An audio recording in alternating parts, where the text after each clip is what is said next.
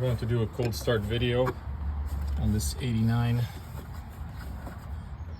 4Runner. It has not been started in about 2 weeks, but usually it's not a problem. It starts right up, and the clutch bypass also works in case somebody wants to use it.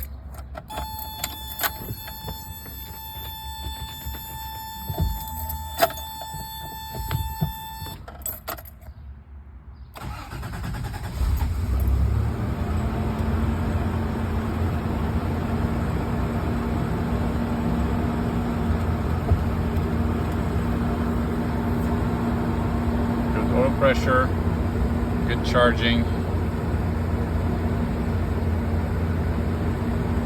Fuel gauge does work. It is low on fuel.